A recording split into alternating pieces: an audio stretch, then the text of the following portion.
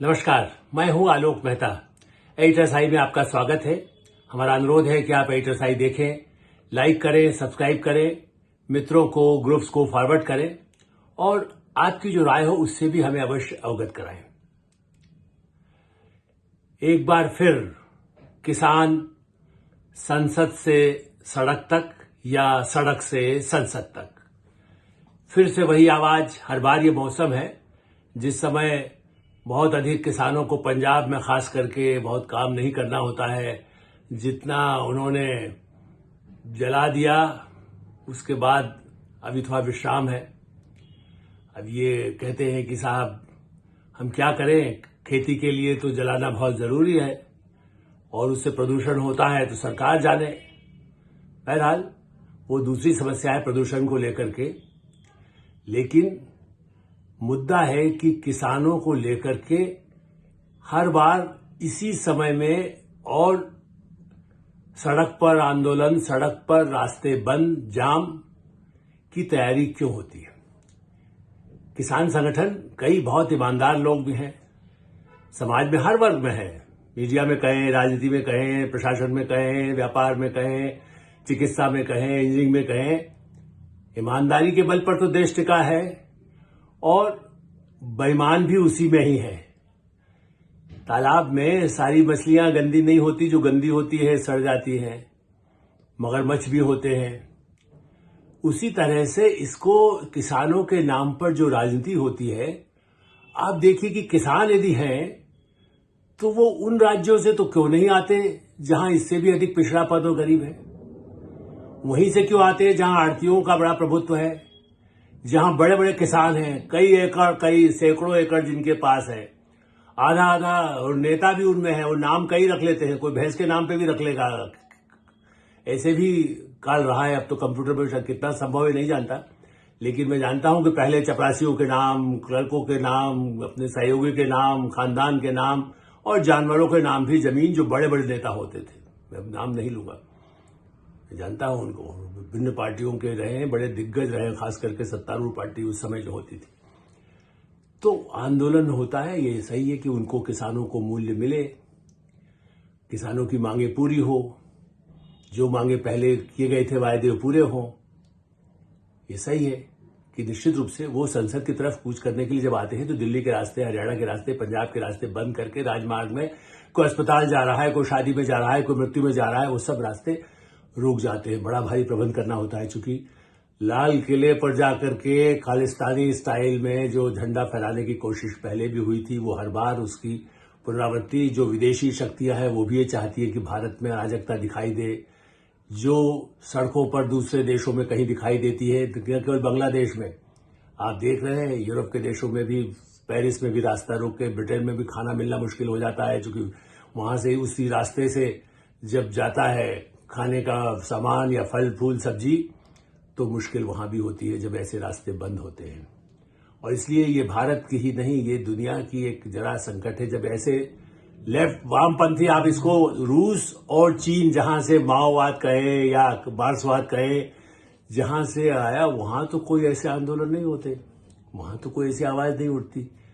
किसान ऐसा नहीं है कि वहां सब कुछ मिल गया है, उनकी भी अपेक्षाएं बड़ी हैं, वो शहर बन गए हैं या उनको कुछ हो गया, लेकिन वहां कम्युनिस्ट शासन भी है तो उनका देखरेख होती है। भारत में तो पूंजीवाद तो मनमोहन सिंह राज से शुरू हुआ ना, या नरसिंहराव राज से शुरू हुआ, आप ये कह सकते हैं, या कह दे उदारवाद है तो राजीव गांधी के समय थोड़ी शुरुआत हुई कंप्यूटर से। तो किसानों की स्थिति को लेकर के निश्चित रूप से देश में चिंता हो, लेकिन उत्पादन जितना बढ़ रहा है, जितना हम एक्सपोर्ट करने लगे हैं, तो क्या किसान यदि उतना ही पिछड़ा, उतना गरीब होता, जैसा आदरणीय उपराष्ट्रपति, राज्यसभा के सभापति जगदीप धनखड़ साहब कह रहे हैं, और मैं बड़ा उनका सम्मान करता हूं, वर्षों से उनको मैं परिचित हूं, जब वो कांग्रेस की राजनीति में थे तब से भी मैं उनसे जानता हूं, और वो बहुत ही अनुभवी हैं और बहुत अच्छे अधिवक्ता रहे, कानूनवेत्ता, संविधान जिसको कह सकते हैं, जानकार रखने वाले और कानून की जानकारी रखने वाले, क्योंकि बड़े बड़े केसेस उन्होंने सुप्रीम कोर्ट तक उन्होंने लड़ाई लड़ी है। उन्होंने भी सवाल उठा दिया मुंबई में 2 दिन पहले, और शिवराज सिंह चौहान जो मध्य प्रदेश के मुख्यमंत्री रहे लगातार 18-20 जो आप कह सकते हैं, और उसके बाद केंद्रीय मंत्री अनुभवी हैं, उनसे ही सबके सामने सार्वजनिक सभा में कहा कि क्या कर रही सरकार, बताएं पहले के वायदे क्या पूरे हुए नहीं हुए, क्यों नहीं बात होती है। किसानों का दर्द हम जानते हैं, निश्चित रूप से वो किसान पृष्ठभूमि में, ग्रामीण पृष्ठभूमि से आए हैं। धनखड़ साहब का, इसीलिए मैं उनका उस बात का मैं समझ कर सकता हूं कि उन्होंने आवाज उठाई, लेकिन उसके साथ में उनका भी ध्यान, क्योंकि शिवराज सिंह तो वहां जवाब नहीं दे सकते थे। भारतीय अनुसंधान परिषद ICAR, कृषि अनुसंधान परिषद जो है,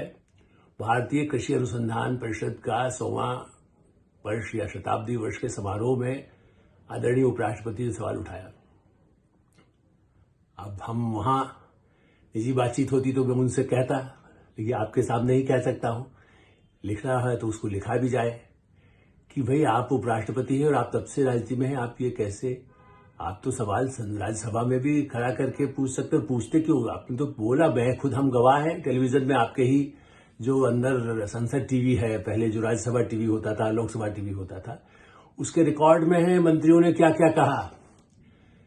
शिवराज सिंह चौहान से पहले नरेंद्र सिंह, वो भी मध्य प्रदेश के थे, विधानसभा के अध्यक्ष, वो भी कृषि मंत्री थे, और पीयूष गोयल जो राज्यसभा के सदन के नेता ही हैं और वित्त मामलों के, वाणिज्य के और सबके एक्सपर्ट हैं मुंबई के, वो तो वही मुंबई के ही प्रतिनिधि रहे हैं, आज भी हैं। ऐसी स्थिति में सवाल उठाने से पहले उन्हें मालूम है कि बहुत सारी सरकार ने काम किया है। उससे एक दिन पहले लोकसभा में, हो सकता है राज्यसभा में हल्ला इतना होता है, सदन ही नहीं चल पा रहा था, तो ये सवाल नहीं उठा, लेकिन शिवराज सिंह चौहान ने सदन में बहुत लंबा चौड़ा उत्तर, चूंकि लाइव प्रसारण होता है तो आजकल हम जैसे पत्रकार उस पर देखते हैं, लाखों लोग, करोड़ों लोग देखते हैं जिस पर सदन चले, पूरा ब्यौरा दिया कि कैसे मनमोहन राज में, मैंने कांग्रेस राज में क्या मूल्य था, न्यूनतम मूल्य, और कैसे दुगना हो गया। मैं उन आंकड़ों पर नहीं जाता, आप शिवराज सिंह चौहान का आप भी कोई वक्तव्य कहीं भी राज्यसभा लोकसभा में से उठा करके देख सकते हैं, या कहीं छपा हुआ, उनकी तो वेबसाइट, आजकल तो डिजिटल युग है, पूरा ब्यौरा उन्होंने दिया, और कई मंत्री पहले भी देते रहे। कितना न्यूनतम मूल्य बढ़ा पहले और अब कितना हो गया, कितना उत्पादन मूल्य, जो स्वामीनाथन आयोग की रिपोर्ट से के मुकाबले में भी, उससे भी कुछ अधिक कई जो इस तरह की फसल है उस पर मिलने लगा है। अब हर फसल पर मिलता है कि नहीं, हर सब्जी पर मिलता है कि नहीं, उसको पेंशन मिलता है कि नहीं, क्या क्या डिमांड है। भारत के सारे किसानों को पेंशन दे दीजिए, कौन से खजाने में होगा? हाँ, छोटे किसानों को मिल रहा है, तभी तो उसकी आवाज नहीं उठ रही है। आदरणीय धनखड़ साहब, मैं मानता हूं कि आपकी चिंता स्वाभाविक है, चूंकि आपने अध्ययन किया और आपके सामने उन किसान संगठनों के संदेश आए कि भाई सरकार बात करे, तो सरकार बात पहले भी की है, अभी भी करना चाहिए, इससे भी मैं सहमत हूं। लेकिन ये कहना कि वो किसान मर रहा है, बिल्कुल, ये विदेशी जो प्रसारण है, विदेशी जो मीडिया है, Washington post, New York times, BBC, दुनिया भर के जो भारत विरोधी, जिनमें एक तत्व भी शामिल है, वो ऐसा नहीं, कुछ एक जमाने में BBC भरोसेमंद था, लेकिन आज तो वहां पूर्वाग्रही भारत की प्रगति को बढ़ते देख के किसानों को, जो यहां से एक्सपोर्ट हो रहा है, और हमने रिपोर्ट किया था एक समय में, अमेरिका और ऑस्ट्रेलिया तक में साहब आम का एक्सपोर्ट अलाउ नहीं था, कहते थे जी इससे हमारे यहां खराब होगा, आम कितना पहुंच रहा है, हमारे यहां का सेब कितना पहुंच रहा है, एप्पल भारत के उन किसानों का। हाँ, गेहूं का उत्पादन पंजाब से अधिक मध्य प्रदेश हो गया है। अब शिवराज सिंह ने वहां जवाब दिया कि नहीं मुझे नहीं मालूम, या बताया कि नहीं आदरणीय उपराष्ट्रपति जी को या किसान संगठनों को, कि भाई वहां का किसान को हमने संतुष्ट कैसे किया। ठीक है, अभी भी वो संतुष्ट है, अभी भी कोई पारिवारिक समस्या हो गई, पूरा फसल का नहीं चुका सके बीमा, उस पर मैं आज भी लिखा हूं, मैंने पहले भी 20 साल से भी लिख रहा हूं। ये जो बीमा योजना है, इसमें जो कमी है, उस पर धनखड़ साहब और सरकार को ध्यान देना चाहिए कि वो निजी और सरकार का जो तालमेल है, उसमें बहुत बड़ा घपला होता है, उसको बीमा की रकम नहीं मिल पाती। एक समय में मनमोहन सरकार के समय में लिखा था कि 2 रुपया लोगों को दिया गया। बताइए, बीमा राशि 2 रुपया क्या होता है, उतना तो उसका निकालने में कहीं भी बैंक में क्या, कहीं उसका नगद भी मिलना मुश्किल होगा। ऐसी स्थिति में वो जो बीमा योजना है, फसल बीमा योजना, उसका कहीं दुरुपयोग है, कहीं सदुपयोग है। जहां फसल नष्ट होती है, सही दे दिया सरकार के साथ तालमेल बीमा कंपनियों ने, बीमा कंपनियों का मुनाफा कितना बढ़ गया है। ऐसी कुछ समस्याएं हैं। या सड़क नहीं, खेत से ही सीधा सड़क मार्ग यदि होगा, जो अच्छी सड़कें बनी हुई होंगी, थोड़ी उबड़ खाबड़ भी होगी, ट्रैक्टर ही चल सका होगा, तो फसल वहां से ही सीधे कोई ले सके। इसलिए तो कृषि कानून आया था, प्रधानमंत्री नरेंद्र मोदी ने कुछ सोच करके ही तो किया था। जो मांगे थी किसानों की, छोटे किसान, कि हम यहां से कैसे ले जाएं, यहां कोई ले जाएगा, सीधा खरीदी करेगा, तो दलालों से तो हम बचेंगे, मंडियों में हम खड़े रहते हैं, रिश्वत देते हैं। मैं पहले भी कई बार कह चुका हूं कि मैं अपने पिता के साथ बैलगाड़ी पर जब राज जाकर के शाजापुर से मध्य प्रदेश में इलाकों में मंडी में जाता था तो मैं बैलगाड़ी में बैठ करके जाता हूँ, मैंने देखा है, तो बचपन है, ज़्यादा समय तो मैं नहीं रहा, लेकिन ये सही है कि मंडी में जाने के बाद कैसे इंतजार करना होता है। धनखड़ साहब, जैसे आप ग्रामीण पृष्ठभूमि के हैं, इस देश में लाखों लोग ग्रामीण पृष्ठभूमि से निकल करके देश के सर्वोच्च पदों पर पहुंचे, हर क्षेत्र में पहुंचे, किसानों के बच्चे बने, किसान उनका परिवार रहा हो। आज भी मेरे काका 90 वर्ष के हैं, उससे अधिक हो गए हैं, वो अभी भी एक छोटे खेत में आप जाकर के देखिए, मध्य प्रदेश में ही, कोई बहुत ज्यादा नहीं कमा, लेकिन अपना जितना अर्जन करना है उतना कर रहे हैं। लेकिन सवाल ये है कि छोटा 2 एकड़ जमीन, 5 एकड़, 4 एकड़ जमीन, वो किसान को जब पैसा मिल जाता है सरकार से, तो उसको उतना, उनके बच्चे भी विदेशों में हैं, उनकी बेटियों के पति या वो खुद विदेशों में, ऐसे 50 आपको केस मिलेंगे बिहार के, मध्य प्रदेश अकेला नहीं, बिहार के जो सबसे पिछड़ा माना जाता है, महाराष्ट्र के जिनके जहां पर वहां पर आत्महत्या के आंकड़े दिखाते हैं राहुल गांधी साहब, वहां के किसानों के बच्चे दुनिया में कहां कहां पहुंच गए। इसी तरह अनुसंधान परिषद में, और क्षमा करेंगे, अनुसंधान परिषद में किसानों की उपस्थिति उतनी आवश्यक नहीं है जितनी अनुसंधान करता जो किसान को समझे, हाँ उनके बच्चे आए, कृषि विश्वविद्यालय खुले हैं। नानाजी देशमुख, आप याद करिए, नानाजी देशमुख ने तो जितना बड़ा, जिसको कह सकते हैं चित्रकूट में कृषि के लिए ही कुछ समय में नानाजी देशमुख बड़े,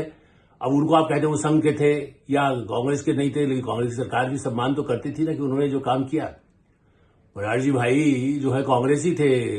किसी भी वर्तमान कांग्रेसी नेतृत्व से ज्यादा बड़े कांग्रेसी थे, गांधीवादी थे, नानाजी देशमुख को मानते थे ना कि, और उसके बाद उन्होंने जो काम किया, सरकारें आई चली गई, आज भी विश्वविद्यालय है वहां, ऐसे कितने ही कृषि के, उत्तराखंड में है।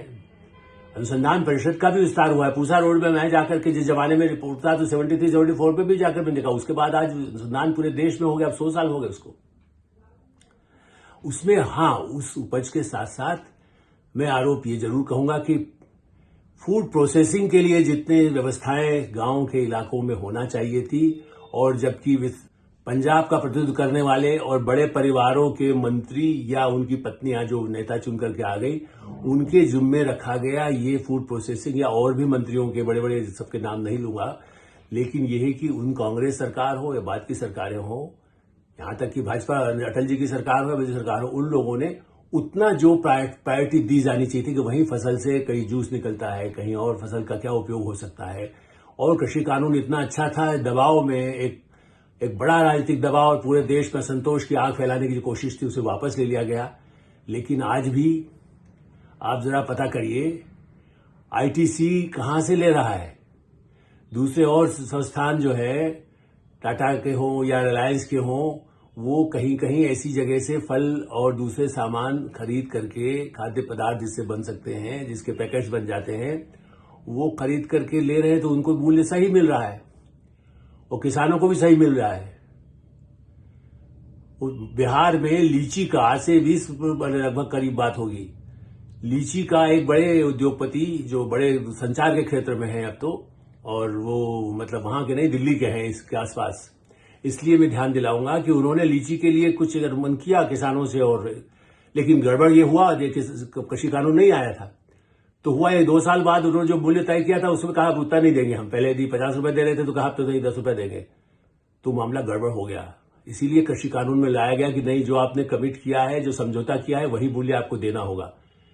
जैसे आप LIC में करते हैं कि आपने जो मूल्य कहा है, अब चाहे बैंक में कहा है आपने जितना मैंने जमा किया है उतना तो मुझे पैसा देंगे ना आप, चाहे दुनिया की कैसी मुद्रास्फीति हो गई हो। ऐसे कुछ मुद्दे हैं। और मैं ये भी कहूंगा, बलराम जाखड़ लोकसभा के अध्यक्ष थे, कृषि मंत्री रहे, मैं नहीं कहूंगा आज उनके बेटे जो है वो बीजेपी में भी आ गए हैं, उनके कार्यकाल में भी ट्रैक्टर कई शुरू हुआ, कई चीज उन्होंने भी आधुनिक लाने का कोशिश किया था, लेकिन उनके पास भी जमीनों का बहुत अच्छा जानते थे, तो कभी धनखड़ साहब ने उनसे भी चर्चा की होगी ना, किसानों की स्थिति खराब कैसे किसान, उनको कितना ही मूल्य तब से मिलना शुरू होता, तो आज स्थिति ऐसी नहीं होती। महाराष्ट्र में शरद पवार से क्यों नहीं पूछा जाता कि आप तो रहे आज तक, शरद पवार युग आज भी चलता रहा, अब भी वो रकेलते रहते कहीं न कहीं सत्ता में मेरा क्या रहे, इस बार चुनाव में पराजित हो गए, वो पूरा उनके लिए और कांग्रेस दोनों के लिए एक अंतिम अध्याय बन गया है। लेकिन फिर भी वो तो कृषि मंत्री, अभी भी तो कृषि मंत्रालय की डिमांड कर रहे थे, मेरी बेटी को दे दो, मुझे दे दो, किसी को दे दो सत्ता में कृषि, ताकि मैं फिर जो चाहे करूं, कृषि का नेता मैं बना रहा हूं, सहकारिता का नेता बना रहा हूं। उनसे भी सवाल पूछे, राहुल गांधी जी से कहिए कि मनमोहन सिंह जी के समय में क्यों नहीं उन्होंने सवाल उठाए किसानों को लेकर के, क्या कर रहे थे वो तब, मनमोहन सिंह का ट्रैक्टर पर मैंने फोटो दिए, जब प्रधानमंत्री बने, वित्त मंत्री बने, तब भी उनको ट्रैक्टर बिठा करके बड़े फोटो विज्ञापित किए गए, आप निकाल के देख लीजिए। वो तो पंजाब के नाम पर, चाहे वो असम से प्रतिनिधित्व करते रहे राज्यसभा में, तो चाहे असम का किसान दार्जिलिंग का तब कैसे मर रहा था, जयराम रमेश मंत्री थे एक समय में, और दार्जिलिंग के किसानों की, उन किसानों की जो चाय उगान बगान की क्या स्थिति थी, वीडियो रिकॉर्डिंग आप देख लीजिए, हमारे पास है उपलब्ध।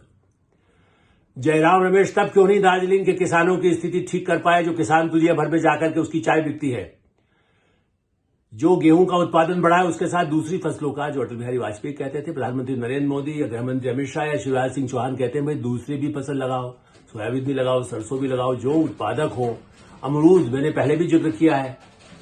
पत्रकार अमरूद से 40 लाख रुपया साल में कमा रहा है, जो दिल्ली में बैठा पत्रकार है, वो अमरूद मध्य प्रदेश के गांव में लगाता है। अभी एक और पत्रकार हैं जो सूचना क्रांति के, मतलब उन्होंने सूचना आयुक्त रहे, उनके अमरूद पूछिए वो क्यों है, कैसे आमदनी कर रहे हैं। वो तो आप तो एक फोन मिलाएंगे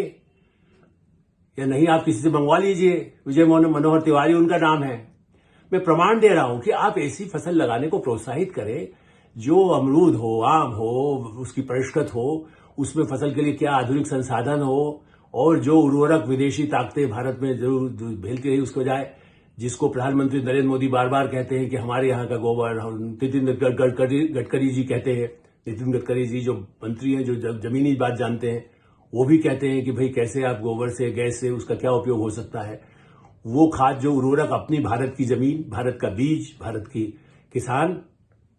वो समस्या का हल है। समस्या का हल सड़क पर आंदोलन कर, रास्ता रोककर, हिंसा फैला करके नहीं हो सकता है। ये बात संविधान के वो बहुत नंबर 2 भारत के, उन्होंने जैसा कहा भी कि मैं संविधान का दूसरे पद पर हूं, मैं इसलिए उनको जवाब नहीं दे रहा हूं, मैं उनका ध्यान दिला रहा हूं, मैं उनके सम्मान के साथ, क्योंकि वो पत्रकारों के बड़े मित्र हैं, आज से नहीं पहले से ही रहे हैं, बड़ा सम्मान उनका भी करते हैं, इसलिए मैं उनका सम्मान करता हूं कि हाँ, सवाल उन्होंने उठाया, अच्छा है, सार्वजनिक लोग लगे कि हाँ भाई देश का सर्वोच्च एक नेता भी किसानों की आवाज उठा रहा है, उस तक तो मैं सहमत हूं। राजनीति में उसका लाभ भी सरकार को होगा, और उम्मीद करना चाहिए कि सरकार जरूर बात करके जो ऐसे मुद्दे हैं जहां जो नहीं मिला है, और जो संकल्प लिख करके दिया गया है, वायदा किया है, वो पूरा करे। लेकिन फिर से कहूंगा कि एक बार फिर कृषि कानून किसी और रूप में चाहे लाया जाए, उसको लाए बिना किसानों की समस्या हल नहीं होगी, और किसानों की समस्या इस आधार पर नहीं होगी कि वो सब वहीं खेती करें, वहीं मर जाए। उनके बच्चे देश विदेश में जाएं, वो प्रगति करें, आधुनिक संसाधन से वापस, जैसे अमेरिका से लोग आकर के लौट करके बिहार में खेती कर रहे हैं, मध्य प्रदेश में कर रहे हैं, तमिलनाडु में कर रहे हैं, केरल में कर रहे हैं, उनको भी वैसी सुविधा मिले। वो केवल मजदूर वही रहे जो राहुल गांधी कहते हैं, मैं उसके बिल्कुल खिलाफ हूं, क्यों मजदूर का बेटा मजदूर वही बना रहे। आप अपने कार्यकर्ता को वही मजदूर बना के रखना चाहते हैं। आपकी कार्यकर्ता है जो सबसे बड़ा, जिसको कह सकते हैं मखाने का उत्पादन करके एक्सपोर्ट कर रही हैं, उनको आप कहां टिकट दिया है क्या आपने? पता लगाइएगा श्रीमान राहुल गांधी, आप उनको ध्यान नहीं देते, उनका कितना शोषण, उन पर कितना अत्याचार होता है, जरा बिहार के किसी नेता से या उसी नेत्री से पूछ लीजिएगा। एडिटर साई में यहीं विराम देता हूं। एडिटर साई देखते रहें, लाइक करें, सब्सक्राइब करें, मित्रों को, ग्रुप्स को फॉरवर्ड करें, ताकि अधिकाधिक लोगों तक हमारी बात पहुंचे। धन्यवाद, नमस्कार।